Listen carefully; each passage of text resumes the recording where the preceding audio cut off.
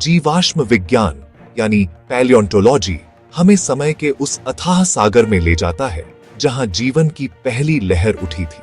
यह विज्ञान पृथ्वी पर जीवन के इतिहास को समझने का हमारा प्राथमिक और सबसे शक्तिशाली माध्यम है।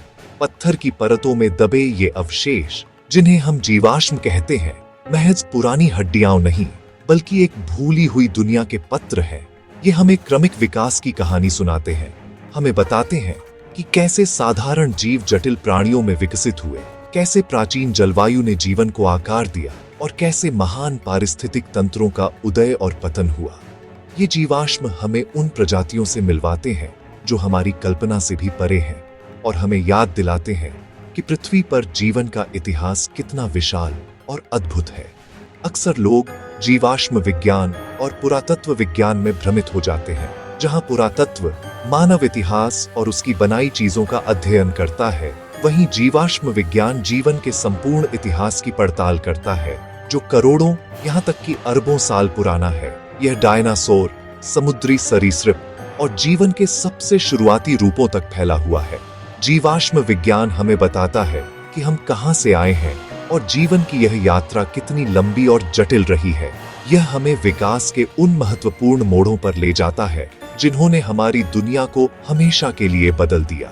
इस यात्रा में हम आपके साथ मिलकर 10 सबसे महत्वपूर्ण जीवाश्मों की कहानियों को उजागर करेंगे। ये महज खोजें नहीं है बल्कि वैज्ञानिक ज्ञान के स्तंभ हैं जिन्होंने विकास की हमारी समझ को नया आकार दिया है। हम देखेंगे कि कैसे एक साधारण दिखने वाला पत्थर का टुकड़ा जीवन के सबसे बड़े रहस्यों में से एक को सुलझाने की कुंजी बन सकता है। तो चलिए मेरे साथ इस अविश्वसनीय सफर पर चलिए और पत्थरों में कैद जीवन के रहस्यों को जानें। हमारी कहानी शुरू होती है लगभग 55 करोड़ साल पहले, एडियाकरण काल के धुंधले अतीत में। उस समय दुनिया आज से बहुत अलग थी। महासागरों में ऐसे जीव रहते थे जो किसी भी आधुनिक प्राणी से मेल नहीं खाते थे। इन्हीं में से एक था डिकिंसोनिया।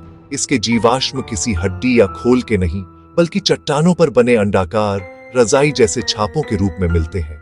दशकों तक वैज्ञानिक इस रहस्यमयी छाप को लेकर असमंजस में थे। क्या यह एक जानवर था, एक कवक या कुछ और ही? यह जीवन के वर्गीकरण के सबसे बड़े रहस्यों में से एक था। एक ऐसा जीव जो नियमों से परे लगता था। इसकी पहचान का रहस्य इसके द्वारा छोड़े गए निशानों में छिपा था। जब वैज्ञानिकों ने इन जीवाश्मों का रासायनिक विश्लेषण किया तो उन्हें कोलेस्ट्रॉल के अणु मिले, एक प्रकार का वसा जो जानवरों की कोशिका झिल्ली की एक निश्चित पहचान है। यह एक निर्णायक क्षण था। इसने साबित कर दिया कि डिकिंसोनिया पृथ्वी के सबसे पुराने ज्ञात जानवरों में से एक था। यह खोज मामूली नहीं थी। इसने हमें बताया कि जटिल बहुकोशिकीय जीवन हमारी सोच से कहीं पहले विकसित हो चुका था। डिकिंसोनिया की मौजूदगी इस बात का सबूत है कि जानवरों का साम्राज्य गहरे अतीत में अपनी जड़ें जमा चुका था। डिकिंसोनिया का अध्ययन हमें विकास के एक महत्वपूर्ण चरण के बारे में बताता है। इसमें एक विकसित पाचन तंत्र या मुंह नहीं था, फिर भी यह समुद्र तल पर मौजूद कार्बनिक पदार्थों को अपने शरीर की सतह से सोखकर पोषण प्राप्त करता था। इसका शरीर द्विपक्षीय समरूपता यानी एक केंद्रीय अक्ष के दोनों ओर दर्पण छवि जैसा था। यह एक ऐसी विशेषता है जो बाद के अधिकांश जानवरों में पाई जाती है। डिकिंसोनिया हमें दिखाता है कि विकास कोई सीधी रेखा नहीं है बल्कि प्रयोगों और अनूठी रणनीतियों से भरा एक विशाल वृक्ष है। अब हम समय में थोड़ा आगे बढ़ते हैं। लगभग 50 करोड़ 80 लाख साल पहले कैम्ब्रियन काल में यह पृथ्वी पर जीवन के इतिहास का सबसे नाटकीय क्षण था, जिसे कैम्ब्रियन विस्फोट के नाम से जाना जाता है। इस दौरान आश्चर्यजनक रूप से कम समय में जीवन की जटिलता और विविधता में एक अभूतपूर्व वृद्धि हुई और इस अविश्वसनीय घटना को देखने के लिए हमारे पास सबसे अच्छी खिड़की है कनाडा के रॉकी पहाड़ों में स्थित बर्गस शैल। यह कोई साधारण जीवाश्म स्थल नहीं है, यह एक खजाना है, एक प्राचीन समुद्री पारिस्थितिकी तंत्र का एक आदर्श स्नैपशॉट जो कीचड़ के एक पनडुब्बी भूस्खलन में तुरंत दफन हो गया था। बर्गस शैल की असाधारण बात यह है कि इसने न केवल हड्डियों और खोल जैसे कठोर हिस्सों को बल्कि नरम ऊतकों को भी संरक्षित किया है। आंखें, हिम्मत और यहाँ तक कि नाजुक एंटीना भी पत्थर में आश्चर्यजनक विस्तार से अंकित हैं। ये हमें उन जीवों की एक झलक देता है जो अन्यथा जीवाश्म रिकॉर्ड से हमेशा के लिए खो जाते। यहाँ हमें ऐसे जीव मिलते हैं जो किसी विज्ञान कथा उपन्यास से निकले हुए लगते हैं। 5 आंखों वाला ओपाबिनिया, कांटों से ढका हेलुसिजेनिया और विशाल शिकारी एनोमलोकेरस। ये जीव इतने अजीब थे कि वैज्ञानिकों को शुरू में यह समझने में संघर्ष करना पड़ा कि वे जीवन के वृक्ष में कहां फिट होते हैं। बर्गस शेल ने हमें सिखाया कि विकास की शुरुआत में शारीरिक योजनाओं की एक विशाल विविधता थी, जिनमें से कई आज मौजूद नहीं है। यह एक ऐसा समय था जब प्रकृति शरीर के विभिन्न डिजाइनों के साथ प्रयोग कर रही थी। आज हम जिन प्रमुख जंतु समूहों को जानते हैं, उनमें से लगभग सभी के पूर्वज इस कैम्ब्रियन महासागर में तैर रहे थे। बर्गस शेल हमें दिखाता है कि जीवन का इतिहास केवल सफलताओं की कहानी नहीं है, बल्कि विलुप्त हुई शाखाओं और खोई हुई दुनियाओं की भी कहानी है। यह हमें याद दिलाता है कि आज हम जो जीवन देखते हैं, वह कई संभावित परिणामों में से केवल एक है, जो करोड़ों वर्षों के विकास और अवसर का परिणाम है। 19वीं सदी की शुरुआत में इंग्लैंड के लाइम रेजिस के तट पर एक युवा महिला जिसका नाम मैरी एनिंग था, चट्टानों के बीच कुछ असाधारण खोज रही थी। उसने एक विशाल खोपड़ी और फिर एक पूरा कंकाल खोज निकाला, जो किसी भी जात जीवित प्राणी जैसा नहीं था। यह एक इक्थियोसॉरस था, एक मछली छिपकली। यह एक समुद्री सरीसृप था जो डायनासोर के युग में महासागरों पर राज करता था। इसका शरीर डॉल्फिन जैसा सुव्यवस्थित था, इसकी आंखें विशाल थीं और इसका जबड़ा तेज दांतों से भरा था। यह खोज सिर्फ एक और अजीब प्राणी का पता लगाना नहीं था, यह विज्ञान के लिए एक भूकंपीय झटका था। उस समय विलुप्ति की अवधारणा को व्यापक रूप से स्वीकार नहीं किया गया था। कई लोगों का मानना था कि ईश्वर द्वारा बनाई गई कोई भी प्रजाति गायब नहीं हो सकती, लेकिन इक्थियोसॉरस और मैरी एनिंग द्वारा खोजे गए अन्य समुद्री सरीसृपों जैसे कि प्लेसियोसॉरस ने एक अकाट्य प्रमाण प्रस्तुत किया। ये जीव इतने बड़े और विशिष्ट थे कि वे पृथ्वी पर कहीं छिपे नहीं हो सकते थे। उनका अस्तित्व केवल अतीत में था। इसने वैज्ञानिकों को यह स्वीकार करने के लिए मजबूर किया कि जीवन का इतिहास केवल सृजन की कहानी नहीं है, बल्कि विलुप्ति की भी है, कि प्रजातियां हमेशा के लिए गायब हो सकती हैं। इक्थियोसॉरस जीवाश्मों ने जीवाश्म विज्ञान के युवा विज्ञान को स्थापित करने में महत्वपूर्ण भूमिका निभाई। उन्होंने दिखाया कि पृथ्वी का अतीत ऐसी दुनियाओं से भरा था जो हमारी अपनी दुनिया से बहुत अलग थीं, और इन दुनियाओं को केवल जीवाश्मों के अध्ययन के माध्यम से ही समझा जा सकता है। कुछ इक्थियोसॉरस जीवाश्म इतने अद्भुत रूप से संरक्षित थे कि उन्होंने अपने पेट की सामग्री और यहाँ तक कि अपने शरीर के अंदर अजन्मे बच्चों को भी प्रकट किया, जिससे पता चला कि वे जीवित जन्म देते थे। इक्थियोसॉरस ने हमें न केवल एक अविश्वसनीय प्रागैतिहासिक शिकारी से मिलवाया, बल्कि इसने हमेशा के लिए हमारे ग्रह पर जीवन के इतिहास को देखने का तरीका भी बदल दिया। जीवन के इतिहास में सबसे महत्वपूर्ण घटनाओं में से एक थी पानी से जमीन पर विजय। यह एक स्मारकीय परिवर्तन था जिसने कशेरुकी की जीवन के लिए एक पूरी नई दुनिया खोल दी। दशकों तक वैज्ञानिक इस संक्रमण के लिए एक महत्वपूर्ण कड़ी की तलाश में थे, एक ऐसा जीव जो मछली और पहले 4 पैर वाले भूमि जानवरों यानी चतुष्पादों के बीच की खाई को पाटता हो। 2004 में कनाडा के आर्कटिक में उन्हें वह मिल गया जिसकी वे तलाश कर रहे थे। उन्होंने इसे टिक्टालिक रोजिए नाम दिया। यह जीवाश्म विकास के सबसे बड़े रहस्यों में से एक का जवाब था। टिक्टालिक में मछली और चतुष्पाद दोनों की विशेषताओं का एक उल्लेखनीय मिश्रण था। इसमें मछलियों की तरह गलफड़े, शल्क और पंख थे, लेकिन और यह महत्वपूर्ण है, इसकी खोपड़ी चपटी थी और आंखें ऊपर की ओर थीं, जो उथले पानी के शिकारियों की विशेषता है। सबसे महत्वपूर्ण बात यह है कि इसके सामने के पंखों के अंदर एक आदिम कलाई और उंगलियों जैसी हड्डियों की संरचना थी। यह एक फिश पॉड था, एक ऐसा जीव जो अभी भी पानी में रहता था, लेकिन जिसके पास जमीन पर खुद को धकेलने के लिए आवश्यक शारीरिक उपकरण थे। यह वह क्षण था जब पंख हाथ बनने की राह पर थे। टिक्टालिक की खोज ने इस विचार को चुनौती दी कि भूमि पर जाने के लिए आवश्यक अनुकूलन केवल जमीन पर आने के बाद ही विकसित हुए। इसके बजाय इसने दिखाया कि ये महत्वपूर्ण बदलाव, जैसे कि मजबूत अग्र अंग और एक गतिशील गर्दन, तब विकसित हुए जब हमारे पूर्वज अभी भी जलीय वातावरण में रह रहे थे। टिकटालिक हमें दिखाता है कि विकास अक्सर मौजूदा संरचनाओं को नए उद्देश्यों के लिए पूर्ण उपयोग करके काम करता है। यह एक आदर्श संक्रमणकालीन जीवाश्म है जो विकास की भविष्यवाणी की शक्ति का एक शक्तिशाली वसीयतनामा है। 1822 में इक्थियोसोरस की खोज के तुरंत बाद एक और अजीब जीवाश्म इंग्लैंड में सामने आया। एक देश के डॉक्टर और शौकिया जीवाश्म विज्ञानी गिदोन मेंटल की पत्नी मैरी एन मेंटल को कुछ विशाल शाकाहारी दांत मिले जो किसी भी जात सरीसृप से मेल नहीं खाते थे। ये दांत आधुनिक इगुआना के दांतों से मिलते जुलते थे, लेकिन बहुत बड़े थे। मेंटल ने इस विशाल विलुप्त सरीसृप को इगुआनोडॉन या इगुआना दांत नाम दिया। यह डायनासोर के रूप में पहचाने जाने वाले पहले जीवों में से एक था। हालांकि डायनासोर शब्द का आविष्कार अभी कुछ साल दूर था। इगुआनोडॉन की शुरुआती पुनर्रचनाएं आज हमें हास्यास्पद लगती हैं। मेंटल और अन्य शुरुआती वैज्ञानिकों ने सीमित जीवाश्म साक्ष्यों के आधार पर इसे एक विशाल हाथी जैसे सरीसृप के रूप में चित्रित किया, जिसकी नाक पर एक सींग था। यह सींग वास्तव में एक विशेष अंगूठे का कांटा निकला, जिसका उपयोग शायद रक्षा के लिए या भोजन पकड़ने के लिए किया जाता था। बाद में बेल्जियम में कई पूर्ण कंकालों की खोज ने इसकी शारीरिक रचना की एक बहुत स्पष्ट तस्वीर प्रदान की, जिससे पता चला कि यह 2 पैरों पर भी चल सकता था। यह विज्ञान की स्वसुधार प्रक्रिया का एक उत्कृष्ट उदाहरण है। जैसे जैसे अधिक सबूत मिलते हैं, हमारी समझ विकसित होती है।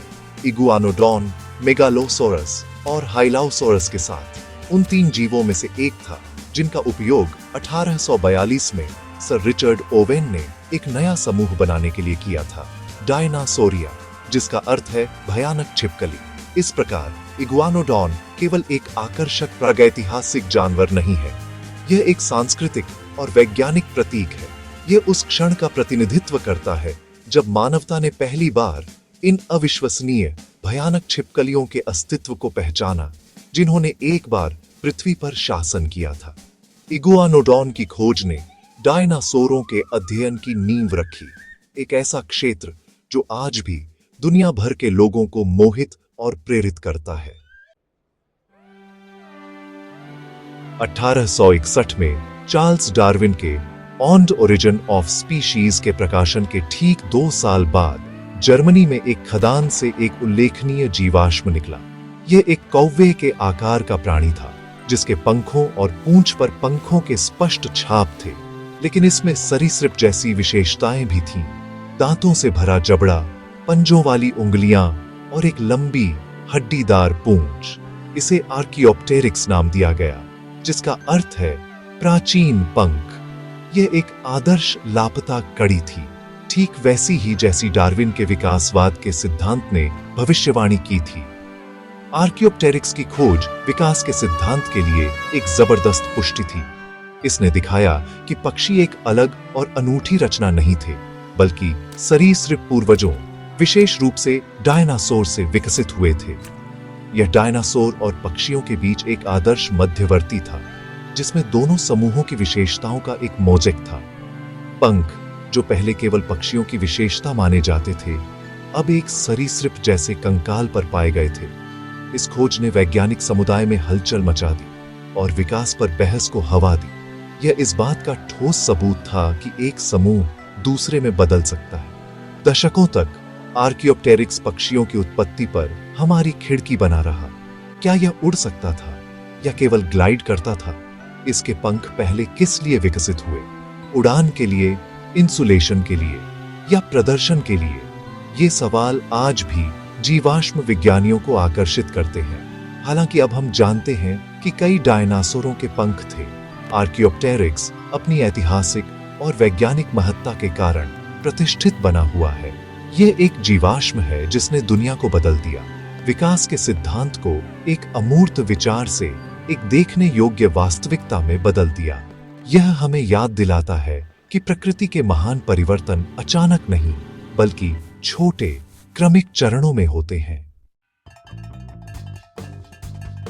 आर्कियोप्टेरिक्स ने यह स्थापित कर दिया था कि पक्षी सरीसृपों से विकसित हुए हैं, लेकिन एक सवाल बना रहा, क्या पंख केवल आर्कियोप्टेरिक्स और उसके करीबी रिश्तेदारों तक ही सीमित थे, या वे डायनासोरों में अधिक व्यापक थे? इस पहेली का जवाब 1996 में चीन के लियाओनिंग प्रांत से आया। वहां असाधारण रूप से संरक्षित जीवाश्मों की एक श्रृंखला की खोज की गई और उनमें से पहला और सबसे प्रसिद्ध था सिनोसौरोप्टेरिक्स प्राइमा, जिसका मतलब है पहला चीनी ड्रैगन पंख। यह एक छोटा टर्की के आकार का मांसभक्षी डायनासोर था। सिनोसौरोप्टेरिक्स का कंकाल अपने आप में दिलचस्प था, लेकिन जो चीज इसे सच में क्रांतिकारी बनाती थी वह इसकी रूपरेखा के चारों ओर संरक्षित थी। इसकी गर्दन, पीठ और पूंछ के साथ आदिम बाल जैसे फिलामेंट्स की एक झालर थी। ये निर्विवाद रूप से पंख थे, लेकिन उड़ान वाले पंख नहीं, बल्कि एक नरम रोएदार आवरण। ये पहली बार था जब किसी गैर एवियन डायनासोर, यानी एक ऐसे डायनासोर पर पंख पाए गए थे जो सीधे तौर पर पक्षियों का पूर्वज नहीं था। इस खोज ने डायनासोरों के बारे में हमारी पूरी धारणा ही बदल दी। वे सिर्फ शल्कीय सरीसृप जैसे जीव नहीं थे, उनमें से कई पंखों से ढके हुए थे। सिनोसौरोप्टेरिक्स और लियोनिंग के अन्य पंख वाले जीवाश्मों ने दिखाया कि पंख उड़ान के लिए विकसित नहीं हुए थे, वे शायद पहले इंसुलेशन के लिए विकसित हुए, इन छोटे सक्रिय जानवरों को गर्म रखने के लिए। बाद में वे प्रदर्शन, प्रजातियों की पहचान और अंततः उड़ान के लिए अनुकूलित हो सकते थे। और भी आश्चर्यजनक रूप से इन जीवाश्म पंखों में संरक्षित मेलानोसोम, यानी रंग द्रव्य कोशिकाओं का विश्लेषण करके वैज्ञानिक सिनोसौरोप्टेरिक्स के रंग का पुनर्निर्माण करने में सक्षम हुए हैं। इसकी पूंछ पर लाल भूरे और सफेद धारियों वाला एक धारीदार पैटर्न था। सिनोसौरोप्टेरिक्स ने हमें न केवल यह बताया कि डायनासोर के पंख थे, बल्कि इसने हमें पहली बार एक डायनासोर को उसके वास्तविक जीवंत रंगों में देखने की अनुमति दी। टायरानोसोरस रेक्स शायद सभी डायनासोरों में सबसे प्रसिद्ध, लंबे समय से केवल खंडित अवशेषों से ही जाना जाता था। हम जानते थे कि यह बहुत बड़ा था, लेकिन इसकी पूरी शारीरिक रचना और जीव बायोलॉजी एक रहस्य बना हुआ था। ये सब 1990 में बदल गया जब जीवाश्म विज्ञानी सू हेंड्रिक्सन ने दक्षिण डकोटा की चट्टानों में कुछ विशाल कशेरुकाओं की खोज की। ये खोज अब तक के सबसे बड़े, सबसे पूर्ण और सबसे अच्छी तरह से संरक्षित टायरानोसोरस रेक्स कंकाल की थी।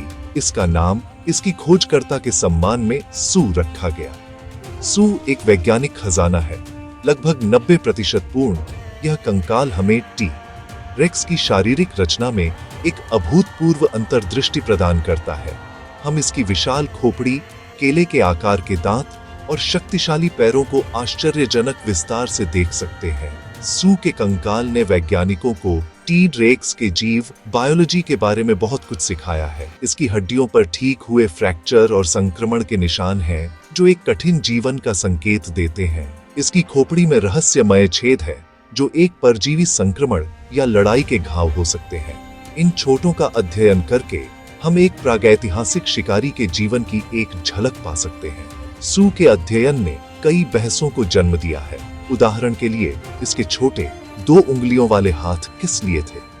क्या टी रेक्स एक सक्रिय शिकारी था या एक मेहतर? सू की हड्डियां हमें बताती हैं कि यह एक भारी मांसल जानवर था, जो शायद लंबी दूरी तक दौड़ने में सक्षम नहीं था, लेकिन छोटी दूरी पर विनाशकारी गति से हमला कर सकता था। सू ने हमें टी रेक्स की वृद्धि दर के बारे में भी जानकारी दी है, जिससे पता चलता है कि यह अपने किशोर वर्षों में तेजी से बढ़ता था। सू सिर्फ एक कंकाल नहीं है, यह एक प्रागैतिहासिक हस्ती है, एक राजदूत जो हमें 6 करोड़ 70 लाख साल पहले की खोई हुई दुनिया में ले जाता है। व्हेल और डॉल्फिन, जिन्हें सेटेशियन कहा जाता है, ग्रह पर सबसे बड़े और सबसे बुद्धिमान जानवरों में से कुछ हैं। वे पूरी तरह से जलीय हैं, लेकिन वे स्तनधारी हैं।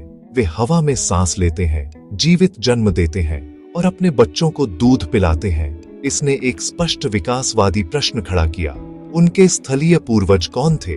दशकों तक यह जीवाश्म रिकॉर्ड में सबसे बड़ी खाइयों में से एक थी। उत्तर अप्रत्याशित स्थानों से आया, विशेष रूप से पाकिस्तान और भारत की चट्टानों से, जहां प्राचीन नदियां और समुद्र मिलते थे। पहला महत्वपूर्ण सुराग इंडोहाइयस नामक एक छोटे हिरण जैसे जानवर के रूप में आया।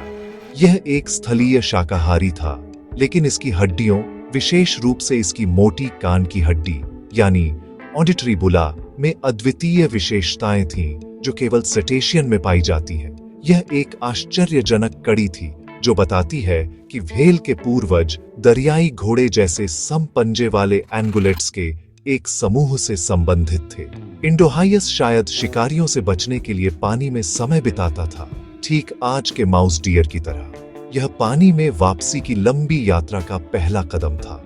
अगला महत्वपूर्ण जीवाश्म एम्बुलोसेटस था, जिसका अर्थ है चलने वाली व्हेल। यह एक मगरमच्छ जैसे शरीर वाला एक भयावह शिकारी था, जिसमें छोटे खुर और बड़े पैर थे जो तैरने के लिए अनुकूलित थे। यह जमीन पर अनाड़ी रूप से चल सकता था, लेकिन पानी में यह एक शक्तिशाली तैराक था जो अपनी रीढ़ को ऊपर नीचे करके और अपने विशाल पैरों से धक्का देकर आगे बढ़ता था, ठीक वैसे ही जैसे आज व्हेल अपनी पूंछ से करती है। एम्बुलोसेटस एक आदर्श अर्धजलीय मध्यवर्ती था। इन जीवाश्मों और रोडोसेटस और बेसिलोसॉरस जैसे अन्य के साथ ने व्हेल के विकास की एक अद्भुत विस्तृत तस्वीर को एक साथ जोड़ा है, जो स्थलीय स्तनधारियों से लेकर पूरी तरह से जलीय दिग्गजों तक के क्रमिक संक्रमण को दर्शाता है। हमारी सूची का अंतिम जीवाश्म सबसे पुराना नहीं है, लेकिन यह सबसे मार्मिक और चेतावनी भरा हो सकता है। यह डोडो पक्षी का कंकाल है। डोडो मॉरिशस द्वीप पर रहने वाला एक बड़ा उड़ान रहित कबूतर था। हजारों वर्षों तक यह बिना किसी प्राकृतिक शिकारी के एक शांत स्वर्ग में रहता था। यह मनुष्यों से नहीं डरता था, एक ऐसा गुण जो इसके पतन का कारण बना। जब 16वीं शताब्दी में नाविक द्वीप पर पहुंचे तो उन्होंने डोडो को भोजन के लिए मारना शुरू कर दिया। इससे भी बदतर, वे अपने साथ सुअर, कुत्ते और चूहे जैसे आक्रामक जानवर ले आए, जिन्होंने डोडो के घोंसलों पर हमला किया। डोडो की कहानी दुखद रूप से छोटी है। इसे पहली बार देखे जाने के 100 साल से भी कम समय में 17वीं शताब्दी के अंत तक यह पूरी तरह से विलुप्त हो गया था। यह इतनी तेजी से गायब हो गया कि कुछ लोगों ने इसके अस्तित्व पर भी संदेह करना शुरू कर दिया। इसे नाविकों की कहानियों की एक कल्पना मान लिया। केवल संग्रहालयों में संरक्षित कुछ कंकालों और टुकड़ों ने ही इसके अस्तित्व का प्रमाण दिया। डोडो का कंकाल अब किसी भी डायनासोर की हड्डी से कहीं अधिक शक्तिशाली प्रतीक बन गया है। यह मानव जनित विलुप्ति का पहला और सबसे प्रसिद्ध उदाहरण है। डोडो हमें एक महत्वपूर्ण सबक सिखाता है। यह हमें दिखाता है कि एक प्रजाति कितनी जल्दी गायब हो सकती है, खासकर जब वह एक अलग-थलग पारिस्थितिकी तंत्र में रहती हो। यह हमें हमारी अपनी गतिविधियों के अनपेक्षित परिणामों की याद दिलाता है। डोडो का कंकाल एक स्मारक है, न केवल एक खोई हुई प्रजाति के लिए, बल्कि एक खोई हुई मासूमियत के लिए भी। यह हमें याद दिलाता है कि हमारे ग्रह की जैव विविधता कितनी नाजुक है और इसकी रक्षा करना हमारी जिम्मेदारी है। डोडो की कहानी अतीत से एक गूंज है, जो हमें आज के संरक्षण प्रयासों के महत्व के बारे में चेतावनी देती है। हमारी यात्रा, जो जीवन की पहली जटिल पहेली से शुरू हुई थी, हमें मानव जनित विलुप्ति के दुखद प्रतीक डोडो तक ले आई है। जीवाश्मों में से प्रत्येक पत्थर में अंकित एक कहानी है, जो हमें विकास के विशाल विस्तार, जीवन के लचीलेपन और पृथ्वी पर हमारे अपने स्थान के बारे में कुछ बताती है। उन्होंने हमें दिखाया है कि कैसे मछलियों ने चलना सीखा, कैसे डायनासोरों ने पंख उगाए और कैसे हमारे अपने पूर्वजों ने सितारों तक पहुंचने के लिए पहला कदम उठाया। ये खोजें केवल अकादमिक जिज्ञासाएं नहीं हैं, वे इस बात की गहरी समझ प्रदान करती हैं कि हम कौन हैं और हम कहां से आए हैं।